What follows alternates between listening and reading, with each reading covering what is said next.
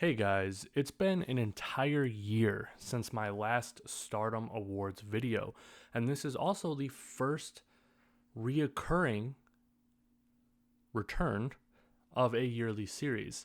When I first started this channel, I thought it would be pretty cool to do a kind of yearly series that I can do each year.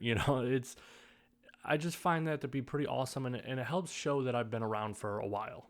So last year, the awards were mostly easy to be picked. Everything pretty much got picked right away. I didn't really have to think about too much. This year, it was a little bit harder. There was a lot more competition for pretty much every single award, and it was causing a little bit of a snafu for me. It was taking longer than I wanted to write the script and pick the winners, but I eventually figured it out. So, like before, the awards are going to be Best Outfit, Rookie of the Year, Most Improved, Best Feud, Best Title Reign, Match of the Year, and Most Valuable Player. I've thought long and hard and wasn't satisfied until I had an answer for each that I was very confident about. So let's get to it. Best Outfit. Best Outfit of the Year, while not the super prestigious award, is something that I really love to think about. A wrestler's outfit is very important in portraying a certain character or idea that they want to have the audience see. But Stardom really doesn't have characters. The closest thing they have is like Miyagi and Death Yama-san. Most other people aren't really like gimmicks or anything like that. So their costume is more of a representation of who they are instead of what character they're trying to portray. And I tend to look at the outfits that I think are the coolest looking for different reasons. Last year's winner was very easy for me to pick, and it was none other than Tam Nakano herself, because of her stylish but cute looking outfit. She's still wearing the same outfit this year, but I decided not to give it to her, and I'm going to give it to someone else this year because there are a couple outfits that I find better than hers this year. Before recording this, I actually had picked a winner and a runner-up, and unfortunately, after watching the Stardom year-end climax show, I actually ended up changing my opinion on who the winner is going to be. So now the winner who was going to win is now the runner-up, and the runner-up is no longer going to be mentioned. Although I will mention it just a little bit, the runner-up was actually Julia and her secondary outfit, not the white one with the leopard print, but which is an awesome outfit, by the way. I love it. But the other one, which I believe is an older outfit, I think, it hits all of the marks that I really like. So, moving on to the runner-up, who used to have the award before the year-end climax, because as you know, there were 2 or 3 new outfit debuts during that show. So the person who used to get the award but is now the runner-up is Hina. Now, I know what you're thinking. That's probably out of left field, but if you guys know me and have been following me, you probably would have guessed that anyway. Hina's outfit looks freaking awesome. As you might not know, I find non-symmetry really aesthetically pleasing, in my opinion. Whenever I would make characters in video games, like for football games or wrestling games, I would always have different things on the other side. I would have like a wristband over here that was like this length and white, and then over here I would have a shorter wristband that's like black, or I would have one glove over here, no glove over here, things like that. I really love when things on the opposite sides don't match, but they kind of do in a way. And Hina's outfit really fits that, because if you look at it here, maybe right here is where I'm going to put it, right here. If you look at it,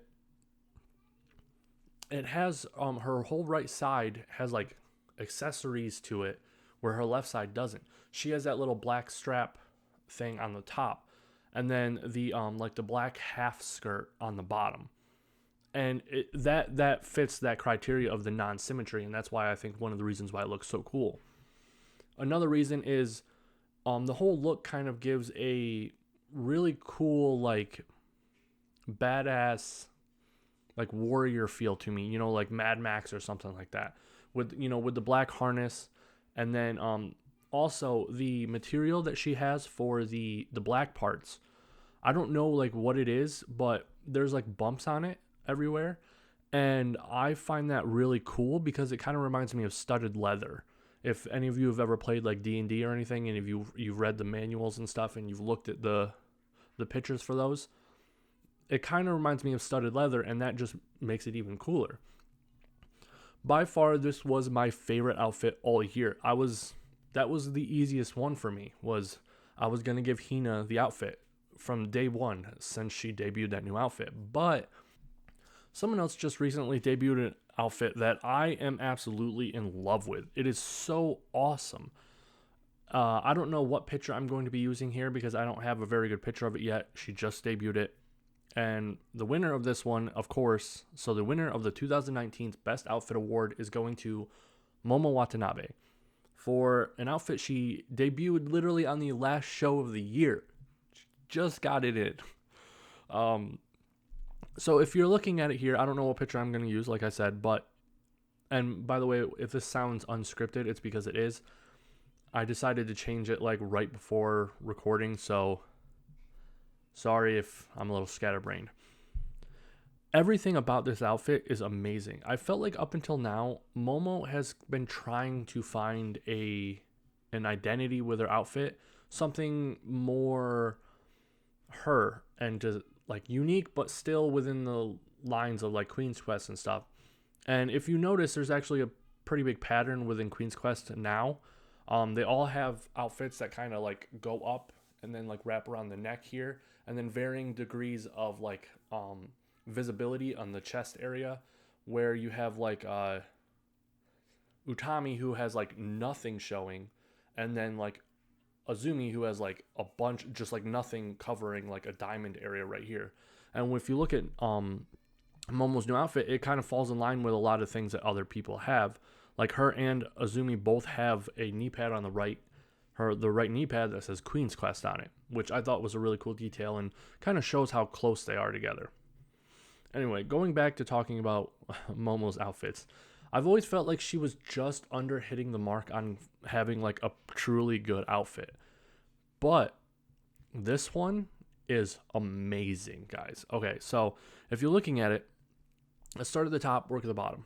The top, the whole wrap collar thing, you guys know from my last video, the best outfits videos, I believe, that I really like choker things, like things wrapped around the neck. I just think it's a really cool aesthetic, and I find it very attractive. And of course, Momo has that now. I don't know if she did before. I don't really remember her old outfit already because this one's already erased that from my memory, but she has that. And then, like I was saying, the part right here, she has kind of like a semi see-through like black or gold mesh. I can't remember. I can't really tell what the color is. I'm not very good with colors, but it's kind of like the worst part of the outfit in my opinion, but it still looks pretty cool. Then, the classic white part right here, it's really awesome that she was finally able to implement that whole like white chest piece without it looking really awkward. Like her last one kind of just had it just looked like a big chunk slapped on there, and it was not very aesthetically pleasing in my opinion. But this one, if we see like the black lines going across and things like that, it kind of breaks it up, and it doesn't just look like a big chunk of like material just plastered on her chest. Here it looks more like a design, and so that's really awesome. Sorry, my lips are like super chapped right now. Every time around this year, it's just getting worse and worse. No amount of chapstick is fixing it, so it actually hurts really bad. All right, and then now moving on to her arms. When she first teased the new outfit on Twitter, some of you might have seen my tweet where the only thing I noticed was that there was a design part in there for a glove, and I was like, Momo's getting a glove, guys? This is gonna be cool. And sure enough, it wasn't what I was expecting, but it's better. The whole long-armed thing all the way down into like the the semi-glove look, has always been a very cool thing. And the fact that it's only on one side but not the other fits with my non-symmetry liking as well. And the color scheme here, where it's like white and black, is really cool because you would expect part of it to be blue because that's Momo's color. But she decides not to here, and I think that fits much better because I feel like if it was blue, it would stand out less. And the way it is now, it kind of just melds in with the rest of the costume or gear. Now moving down, it's a typical like everyone else's, wrestling shorts with a belt. But the awesome thing about this is the little like leather cutout jean skirt deal where it doesn't have any sides, but there's a flap on the front and a flap on the back. It looks so awesome for multiple reasons. One, it's really sexy. I'm just gonna say that right out there. It kind of has the same appeal as like a mini skirt would have. But the really cool thing about it is that it kind of reminds me of like a warrior, like a ninja warrior. I don't remember what like martial arts form or like what warrior or story it's from, but I seem to be remembering some kind of like female fighter who had like flaps on the front and back but not like on the sides, and I can't remember who it is, but that's kind of like what it reminds me of. It's way too short for it to be that, but that's what it like reminds me of when I'm looking at it, and that makes it look even cooler. And then of course her normal kick pad leg things. Just the whole thing together is amazing. I want to say is A+ to whoever designed that, because I know Momo had some sketches on there, but I'm sure that whoever made it is god tier in making outfits, because that is my favorite outfit of the year. And your guys's, or I guess not your guys's, you guys aren't picking it, but my 2019 Best Outfit Award winner, Momo Watanabe. Moving on to the next one, Rookie of the Year. Rookie of the Year is something that was incredibly easy to choose last year. If you guys remember, it was pretty much Utami and no one else. There was no competition at all. There was a zero possibility that I was going to pick anybody but Utami. This year, there were only 3 debuts. There was Saya Ida, Saya Kamatani, and Itsuki Hoshino. So it was a little harder to pick because they're kind of closer together than Utami was to the rest of them. But it really was only a competition between 2 of them. The runner-up here is going to be Saya Ida. She debuted in the beginning of the year and was really great at bumping and selling right from the start. What she lacked, though, is progress, in my opinion. Where she started off strong, she really didn't progress anywhere. She kind of stayed the same all year, up until very recently. Don't get me wrong, recently she's been kicking it up a lot. But I feel like it's not good enough to pass up who actually wins the award this year. And that is why my 2019 Rookie of the Year is none other than Saya Kamatani. From her very first match, she was pretty much better overall than all of the other rookies. She's way better than Itsuki. She's still a little better than Saya in a way, but not really. I feel like she's better in the aspects that Saya is weak against, but then Saya is really good at the things that Kamatani is weak against. So she literally has it all, though. I've said it multiple times. Saya Kamatani, as long as she continues to keep working hard, she could be a mega superstar in a couple of years. I could see her as being on the top of the card. She has it all. She has the size, the looks, the talent, the ability, the agility, everything. It's mind-boggling. The charisma, I don't know if I said charisma, but the charisma. And just for clarification, I did not pick her because she won the Rookie of the Year tournament. That plays no part in my picking who the Rookie of the Year is. But it just so happens that me and Stardom probably feel like she was the Rookie of the Year. I mean, I would just have to agree with them on that one. And, I mean, she already does a shooting star press. Enough said. Most Improved of 2019. The Most Improved award is something that when I first created it, I thought it was most likely going to just always go to the Rookie of the Year. But last year, I gave it to Natsuko Tora and not Utami. Because while Utami was definitely Rookie of the Year, I didn't see as much progress in her as I saw in Natsuko. And this year is somewhat similar. as I did not give the award to Saya Kamatani. She wasn't even considered, in my opinion. The runner-up for this award was Azumi. The reason she didn't win outright, though, is that the amount of difference between how she was in the beginning of the year and what she is now is not nearly as great of a climb as the winner.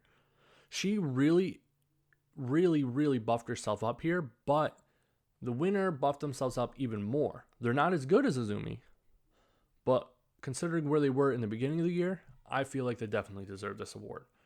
So that's why the winner of this award is going to Leah Onozaki. No one in Stardom has improved as much as her over this year. She went from an absolute terrible in-ring wrestler to someone who can put on a very decent match.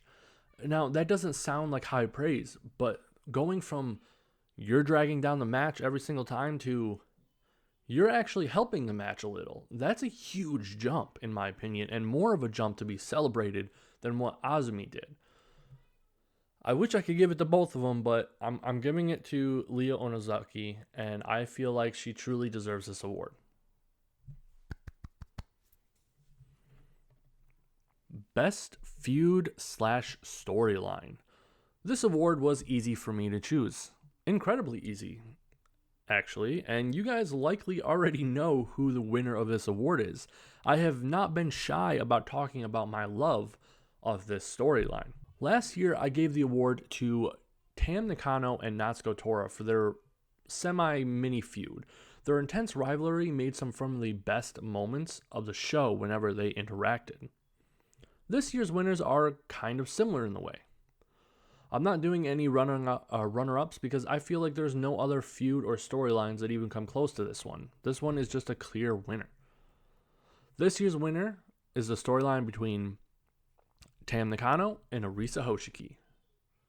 This is the second year in a row Tam won this award. She's way underrated, guys. I'm telling you.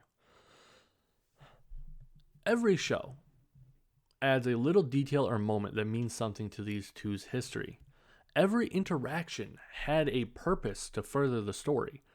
They really made you want to follow along with the progression of their friendship and rivalry. Starting with Arisa's debut, where Tam was extremely unhappy about her wanting to join Stars, to their months of Arisa trying to get closer to Tam to get her to like her, and Tam taunting and hitting Arisa the entire time and every opportunity. Then it led to an amazing match that tore the house down, that most people still talk about to this day. They told a magnificent story that spanned over an entire year, basically, leading up to an amazing resolution that really is just another start of a chapter instead of an end. Not only am I giving this story the award, but I could confidently say that this is the best story in wrestling I've ever seen. Best Title Reign Award. Last year, this award was so easy to pick. But this year, there was kind of a contest between two reigns in particular. Last year, Momo pretty much had it locked down with having her legendary white belt run, with nothing else really coming in comparison. What truly makes a good title reign is how memorable or impactful it has on the events of the promotion. This year, while we had a couple reigns worth mentioning, most fell flat and were unimportant. They had some great matches, but there was nothing to really write home about. The runner-up this year is Hazuki's high-speed title run. She brought the belt back into relevancy and gave it some purpose during her run. She was even able to main event a show with it, which is pretty crazy for how low that belt was after, being on Mary Apache. The reason she isn't taking the cake, though, is the elements of the high-speed match. All of them were very short and very fast, meaning there wasn't really a long time for build of story or leaving an impact on you. The only match that I can really remember off the top of my head is her one against Death Yamasan, and that's it. That's the only one that I can remember. But it was an amazing match. So she just didn't have as many matches that left an impact. And that's unfortunate. So the winner of this year's best title reign is going to Arisa Hoshiki for her Wonder of Stardom title run. Her run with this belt came with the added bonus of seeing Arisa get back into the swing of things after being a little rusty and becoming one of the best strikers in the industry. She had big boots to fill when she took the belt off Momo, even though the run started off a little wobbly with her match against Momo not being very good. It was actually kind of a huge disappointment. She was able to bounce back and put some of the best matches on this year. Each one had meaning and impact. It left you with the impression that they were creating a legacy with her run. While not all of her defenses were interesting, enough of them were amazing to solidify her for this win. Match of the year. Match of the year is such a hard thing to pick. Ask 10 people what they thought the match of the year was going to be, and I can guarantee you probably get at least 5 different answers, at least. Most likely you'll get more than that. That's how decisive this is, and this is probably the one I'm going to get the most arguments on. It's really up to the individual what they consider to be match of the year. If you're looking for a technicality, then maybe your match of the year was Kagetsu versus Konami, their 30-minute draw they had earlier this year. That was a technical masterpiece. That's not what I'm picking, though. For me, what really makes a match impactful is an amazing match buffed up by story. Why they were fighting can add multiple layers and meanings behind simple exchanges in the ring. Like, for example, does Jungle have some kind of subconscious block on her that makes her hold back against Natsuko while they're in matches? If you notice, Natsuko always kind of gets the one-up on Jungle ever since she betrayed her. Maybe it's Jungle not being able to go fall out against her former friend that she loves. Isn't that such a cool idea that that's what's causing all of the interactions between them instead of just, oh, they put on a 5-star technical match? Yeah, but there's no heart to it. And I'm not saying you can't do both. You can. You really can. But I just think that the best ones are the ones that have a lot of meaning behind them. I'm not going to do any runner-ups for this one, as I really can't pick a clear number 2. There are tons of matches that deserve the number 2 spot, but there really is only one that deserves the award. The 2019 Match of the Year award goes to Arisa versus Tam for the Wonder of Stardom title. This should be of no surprise to people. I talk about this match all the time. I talk this match up like it saved the world at one point. That's how much I love it. I talk about it all the time. It's truly a masterpiece of wrestling to me. This match had everything. A half a year worth of storytelling leading up to it. Huge stakes for both the title and the relationship between the two.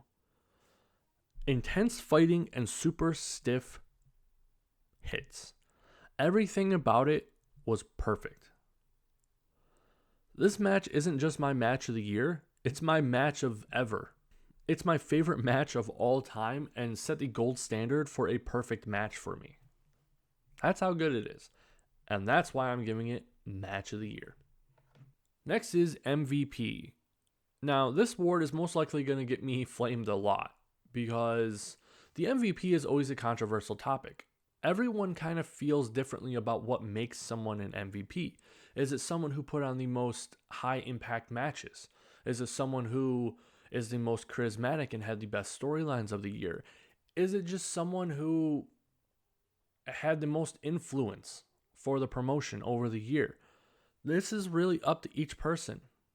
Last year I picked Kagetsu because of her ability to really pick up and carry Stardom in a very tough time in their transitional period after losing Io. I felt like she definitely deserved it. This year, the winner is kind of winning for a similar reason. Not really the same reason, but it's kind of similar. That's why this year, the MVP of Stardom in 2019 is Hana Kimura. I know. Half of you are probably in shock because most of you, for some strange reason, seem to have this opinion that I hate Hana Kimura. I don't. I love her. I think she's awesome. I don't think she's as good as some people say she is, but I think she's really great. I think she could even be amazing one day. But she definitely deserves this award. And I'll tell you why. Who has done more to make Stardom more in the spotlight and better than ever than she has this year? Since signing to Stardom, besides a small, terrible patch of her career, she has done tons to help the promotion. From the beginning, basically, she was being a part of storylines and keeping things interesting. She betrayed Odo Tai, caused a huge controversies, storyline there that was very interesting, brought a lot of people into the limelight. It was very nice. Then she went on to create a whole new faction, which allowed two very undershadowed and underappreciated wrestlers to step up and be brought into a new light. She apparently brings in huge merch sales through TCS.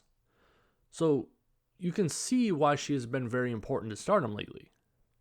She's even on a TV show right now that's on Netflix, where she has regularly, not really promoted, but talked about Stardom and Joshi wrestling in general. I really don't think anybody else has benefited Stardom as much as Hana has this year. It's really no contest in my opinion. When I think of who the MVP is, it's Hana Kimura. So there you have it, the 2019 Stardom Awards. This year has been crazy for the promotion, with the whole Bushiroad acquisition, the Julia joining controversy, and the retirement of Hazuki and Kagetsu, and everything in between. Through all the ups and the downs, this promotion has been a constant form of entertainment this year for me. These wrestlers are a constant joy to me, and I feel this is a small way for me to try to repay them back for all of the amazing entertainment they have given me this year. Let me know in the comments who you think should have won each award. Thanks everyone, fans and Stardom included, for an amazing year, and I really look forward to 2020 and what Stardom has in lay for us. Also, Julia for life. Averivici. I should have practiced that first.